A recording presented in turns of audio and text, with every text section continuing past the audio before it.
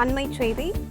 விருதுநகர் மாவட்டம் சிவகாசி அருகே செங்கமலப்பட்டியில் சட்டவிரோதமாக பட்டாசு ஆலையில் இன்று காலை பயங்கர வெடிவிபத்து ஏற்பட்டுள்ளது.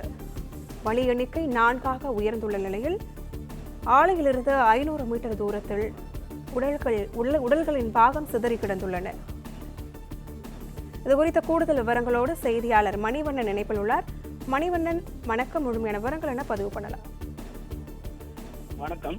விருதுநகர் மாவட்டம் சிவகாசி அருகே செங்கமலப்பட்டியில் சட்டவிரோதமாக தகர செட்டு அமைத்து பட்டாசு தயாரித்துக் கொண்டது காலையில் பயங்கர வெடி விபத்து ஏற்பட்டது.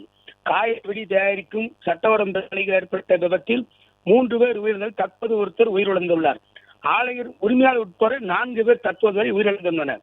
தனக்கு சொந்தமான இடத்தில் தகர செட்டு அமைத்து சட்டவிரோதமாக பட்டாசு ஈடுபட்ட ராம் பிரகாஷ் பட்டாசு ஆலை வெடித்து செதிரியில் சம்பவ இடத்தில் உயிரிழந்தார். அவருடன் சேர்ந்து இன்னாசி முத்து, அவருடைய சகோதரர் ஐயப்பராஜா ஆகியோர் பலியானார்கள். தற்போது பாண்டித் என்பவரும் பலியாகியுள்ளார்.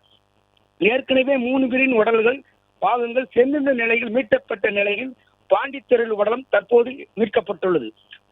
அதாவது பாண்டித்தருடைய சடலத்தின் ஒரு பகுதி ஆலையிலிருந்து சுமார் 500 மீட்டர் தூரத்தில் கிடந்ததாக தகவல் வெளியாகியுள்ளது.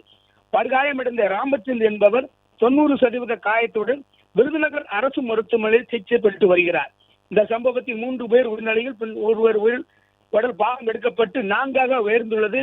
சிவகாசி சுற்றுவட்டார பகுதியில் பெரும் சோகத்தையும் பெரும் பரபரப்பையும் ஏற்படுத்தியுள்ளது இந்த பட்டாசு ஆலை விபத்து.